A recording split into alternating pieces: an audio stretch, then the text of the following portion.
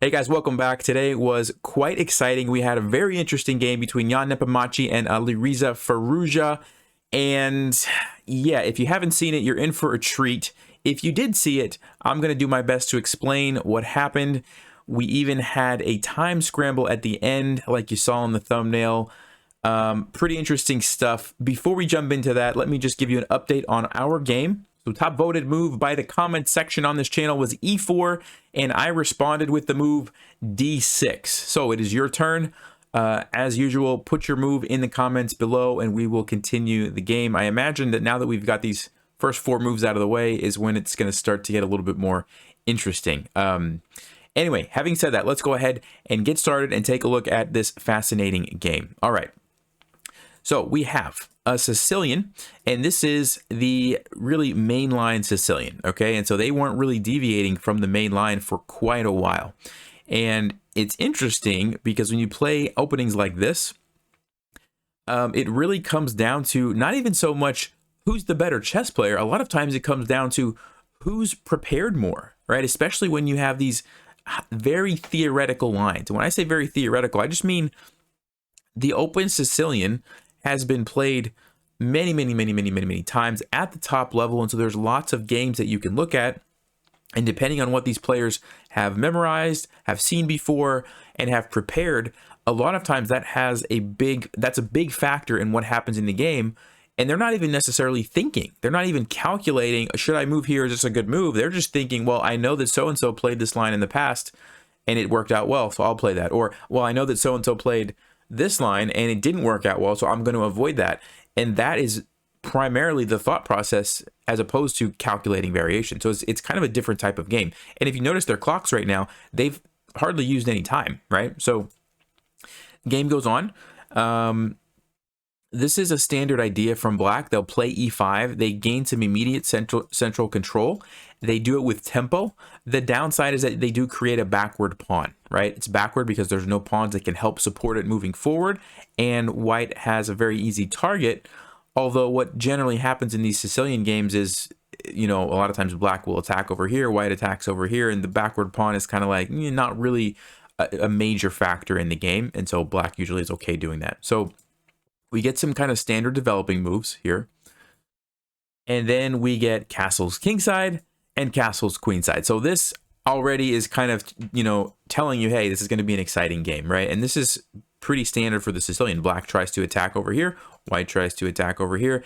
And you get some crazy games and usually very tricky, very tactical. Okay, so knight b to d7, g4, b5. So this is kind of standard stuff, right? Like I mentioned, White's attacking, Black's attacking, pushing the pawns. g5, creating the attack on the knight.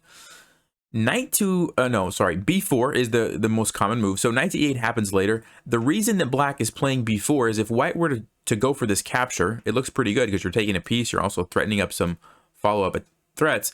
Black's going to take on c3 with an attack on the queen, which also is with check. So ideally, White would like to be able to keep going with this capturing, right? But you can't do it because you lose your queen with check, and then Black's going to have time to retake, right? So because of that, you kind of have to stop here and recapture. But what happens now is Black will just simply take back. And notice how Black has two half-open files now that they can use to attack your king. Yes, you could say White has the open G file, but it turns out that, I think this is probably a little bit better of a version for Black. And so what Jan decided to do, and this is kind of the main line here, is to retreat the knight. And so you just kind of delay taking, and now Black is going to do the same thing. So knight to e8. Again, pretty standard stuff. F4, also pretty standard. A5, this is pretty much mainline stuff. F5, and bishop to c4 is kind of the first not as common move. Okay, so most common would be a4, and if we kind of just follow the main line that lots of masters have played at the top level, you would have, let's see, what's next? Knight b to d4. So already very kind of weird, right? Like Black is allowing the bishop to be captured, creating a counterattack. White is throwing a knight into a square that a pawn can take, but I'm not going to get into all the details of this. The main line is e takes d4, knight takes d4. Notice how the bishop is kind of trapped. It doesn't really have anywhere to go to. I guess you could take on a2, but for some reason that's not very good. Oh, because knight c6. So there's this tactic where the queen has to move, and then you lose the bishop on e7. I mean, it's wild. This is crazy stuff. If you don't know the theory here, good luck trying to figure it all out. And so that's why theory is extremely important in these open Sicilian types of games. So anyway, this would have been kind of the more main line, A4. But Firouzja plays... I got off the game. Firouzja plays bishop to c4. Okay, so instead of going for the counterattack, he just saves his bishop by playing bishop to c4. So already we kind of get into a different position. King to b1. From what I can tell from the database, this move's only been played a handful of times at the master level. So we're already kind of into unknown territory at this point. A4, knight to c1. And this is actually a really nice square for the knight to help defend the king. If you remember the saying, a knight on f8, there's no mate. That's when black has castled kingside and you put the knight on f8 right next to the king. It really helps to defend on the king side. Same thing can apply with white on the king side. In this case, it was castling queenside, but now that the king has slid over, it's almost identical. It's just on the other side of the board. You get the knight on c1. Does a very nice job of defending these squares. So knight to c1, d5. This is pretty standard. Breaking in the center, trying to kind of open up some of the diagonals and files and get some more room for black's pieces to be able to move. And now we have f6. And from my knowledge, this has never been played before in the database, at least that I can see. But it's a very nice idea. The point is you want to get to the king so that you can use your rooks to attack, right? So the way that you need to do that is to get rid of some of these pawns. And this is a great way to do it because if black takes you, guess what? You have the option to take. And there you go. Now your rook or maybe a queen or something can attack the king, right? So that's what's happening. Black does take. And, you know, if black doesn't take it, well, what else are they going to do? You could say they could move the bishop here. The problem with that is now I'm going to take. And after, let's just say the knight takes, knight to g3. And this is actually a really good position for white. Let's just see, for example, let's say, I don't know, just as an example, white takes here. What's the move for white? Very tricky position. Queen takes d5. You leave that, you create some counter threats here. And eventually what's going to happen, because that G pawn is missing, there's weaknesses here that black has to be very careful. Like normally your pawn would control these squares. That doesn't exist. And so something like knight f5, threatening knight h6 could be an option. And if the knight takes, then of course you've got two pawns coming down. It's an extremely complicated position. I'm not going to pretend like I understand everything about it. But basically, it's not going to be good news for black if they don't take this pawn. All right, so black captures and Jan captures here. Like I said, opening up the file, and now black has to be extremely careful that they don't get checkmated. All right, so knight captures. This was the correct move. Knight to g3. So white is kind of eyeing these squares with the knight, also creating some tension here between the bishops. And this, you know, engine doesn't really like it too much. It's not like a huge blunder, but the engine was saying to just leave that, right? Just leave that alone and play king h8. King h8, very useful move, gets your king out of that file. And of course, if white takes you, well, now you can get an extra pawn. And I mean, I don't know what's going on here. Engine says it's equal. You could trade queens, but if you don't trade queens, I guess black is actually in a, let's just say the queen comes over here. Black actually has a nice position, queen c7, and the game's going to go on. I don't want to get too bogged down, but it seems like maybe this was the start of the wrong idea for black. So let's see. In the game, captures, and now this rook gets involved. And so it kind of developed white's rook for them. So this rook is involved. This queen and rook are involved. The knight is getting ready to come over. This guy is doing a great job just kind of defending the king. And this bishop is nicely placed as well. And now a3, b3, and from my experience, you know, when you're attacking, and of course, let me just say this carefully, I am not anywhere near the level of these players, so I'm not saying that, oh, this was a bad move. Engine actually thinks this was a fine move. I'm just speaking, generally speaking, when you're trying to attack the king, you don't want to play a move like this that allows your opponent the option to blockade the position. Because once they do that, guess what? Nothing is going to happen over here for at least for a while. This rook's not getting through anytime. You literally can't move. There are no legal moves to make any more progress with your attack if you allow this, right? So I don't like that decision for that reason. You know, if you play the move b3, that's a different story. That's going to open some things up at least. Now, it's not a good move in this position, and let's just see what the reason is, because white can simply take it and then take with the knight. You don't really have a great follow-up, you just kind of lost some pawns, right? So in this case, it doesn't really make sense. But generally speaking, be careful allowing your opponent to do this because your attack is basically over, at least temporarily. The only way you could get an attack now is if you could somehow make use of this square, if your queen magically ended up here, which is not easy to do, right? So after this happens, it now becomes, okay, what's white going to do? White could still attack black's king, or there's stuff going on in the center. And now we have king h8, very nice move, just getting the king to safety. E takes d5, and Firouzja plays the move knight to d6. And you can see Stockfish saying, whoa, hold on a second. And I don't know what the idea was. Obviously, I wasn't there. There was a decent amount of time spent on this move, 6 minutes. Most of the time actually came earlier when a3 was played and when bishop takes f1 happened. So I'm not sure if knight d6 was the idea way back then. But let me just explain what's going on. Knight to d6 looks like, okay, it makes sense. You're bringing the knight out. You're getting it off the back. You're bringing it to a more active square. The problem is this pawn on b4 was defended by the bishop. Now it's just sitting there for the taking. And there's a couple things that could have happened. Maybe Firouzja thought that there was some tactic after this, right? Like there's a discovered attack with the bishop. And so maybe he thought that there was going to be some like nice knight move, which creates some threats, and there was a tactic available, and he just missed something about that. Or maybe he thought that, hey, just giving up the pawn is okay because it opens up the file on the king, and then realized later that there was, I'm not really sure. What I can tell you is from my own experience, sometimes when I'm playing in positions like this, I can get very focused on one particular feature about the position. So for example, normally white tries to attack the king side in these types of positions. So if Firouzja was like thinking, okay, my king is going to get attacked, I need to get my pieces out, you know, gets focused on what's happening over here. Maybe he just forgot about the idea that like, hey, maybe white's going to change plans and say, you know what, instead of going for the attack, I'm just going to take a pawn and now try to simplify the game into an endgame where I have all these extra passed pawns and I'm just going to win the endgame. That's something that I have fallen for, and it's probably something that you guys have noticed maybe as well. You get caught up in one area of the game. Next thing you know, your opponent kind of changes strategies a little bit, and it's like, oh, I guess I forgot about my pawn. Was that what happened here? I have no idea. But it was not a good move, and you know, giving up that pawn was significant. Prior to that move, black is doing okay. So the move queen c7, and engine says black is doing you know, not too bad. But after this, the pawn is gone. And rook c8, it's just not a good move. I mean, rook b8 is the best chance. It's still not a good position for black. I think at this point, Firouzja was trying to kind of mix it up. And now Nepo plays the move bishop to b6, which at first glance, it's kind of like, what are we doing? Like, yes, we're attacking the queen, but of course our opponent's going to move the queen. Why would we go there? So let's try to understand this position a little bit.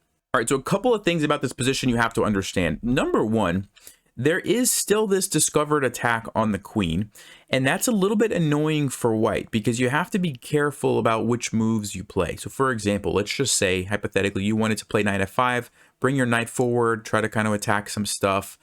Black's going to simply take it, and now black's completely winning. Why? Because you can't recapture it because now the discovered attack on your queen, and you just lost your knight for free. So that's not a good move. Let's just take another random move here as an example. Let's say we try to bring this knight forward to do something interesting. Well, knight takes d5 is going to happen. You blocked your rook, so you can't do that. So it's kind of a question of, okay, what exactly should white do, right? Like, let's say we play the move c4. Well, now black can take it. And again, there's the discovered attack, and the rook is defending the knight, so you got to do something else.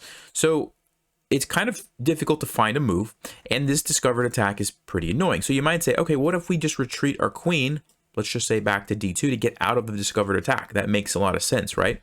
Well, in this case, black will play knight d to e4, and you can trade, but it doesn't really help you. You have to move your queen, and after you move your queen, guess what?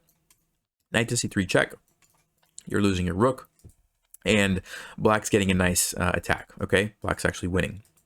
So you can't go to d2. You might say queen to e1 looks like a pretty natural square. Why don't we go here, get out of that, come back to safety, and we're good to go, right? Well, black's idea is queen to c7, okay? This was probably the point behind rook to c8. Black wants to play queen c7, threaten checkmate, and if you play, let's just say c4, trying to kind of block it off, black's going to capture, sacrifice the knight, and if this happens, you're actually losing. Well, white's losing now because there's a threat here, there's a threat here, there's all sorts of threats on your king, and it's really bad news. All the pieces are kind of on the back. So it's actually, you know, a dangerous position for white. Another thing that we could try here would be something like, let's see, rook to d2 to defend, and then black's going to simply take on d5 because now your rook is tied down defending this. So you can't take that. Now the knight's coming in, and again, really good for black. So you can see how if we move our queen, this queen c7 move is a very strong move, right? So with that in mind, we can understand Jan's next move, bishop to b6. He's throwing in this move with a tempo, attacking the queen. And after the queen moves, which is what happened in the game, queen to d7, now we can get our queen out of that nasty discovered attack back to e1, and guess what? There's no more queen c7 to create a threat here. You can't go to c6 because of the pawn. How is black going to make a threat? So that move, even though it's not like a super complicated idea, that's like, those are some of the hardest moves in chess to find. Right? I mean, it's not a super intuitive move, right? You're thinking about moving your queen. You're thinking about, oh, he's going to attack me. I need to probably defend this. What can I do? Maybe I'll, you know. And to play a move like bishop, I mean, very, very high quality move. So, I mean, when I was looking at the game, I was like, bishop b6, what's going on? I had to like spend some time afterwards to really use the engine to kind of help me understand this idea of queen c7, right? So very, very high level stuff. Queen d7, queen to e1. And at this point, it's completely winning for white. And on top of that, I want you to look at the clock. So right now, Firouzja has 18 minutes, and he spends 15 minutes before playing rook to b8. Now, it makes sense. When you're in a losing position, it's very difficult to find a good move because every move looks bad, right? And that's just how it is when you're playing a losing position. So I understand why he spent a lot of time trying to find something, right? Eventually, plays rook b8. And, you know, trying to mix it up, trying to create some sort of ideas with knight to c4 because the pawn is going to be pinned, and, you know. But now we have another factor. Not only is he playing a losing position, but now there's the clock, right? 3 minutes left, and we're only on move 26 at this point. Remember, they have to get to move 40 before they get the extra time, and there's no more, and there's no increment. So very, very tough spot to be in. He does a nice job of playing moves, right? Now we're down to 1 minute and 11 seconds. Only on move 28. Okay, we still have 12 moves to go. So the game goes on. Like I said, completely winning for white, and Jan does a great job of just kind of consolidating. And maybe I should actually talk about this move d6 because it's kind of another one of those moves where like, wow, what's going on? First of all, the queen doesn't want to take because of the rook. So there's kind of two captures that you might think black could play. Knight takes and bishop takes. If the bishop takes, black actually is going to just take here on f6. And it's a free piece. So that's kind of one point behind d6. The bishop is needed to guard the knight, so you can't take that way. And if the knight takes, there's a couple of nice moves, but Stockfish just likes the move knight to d3.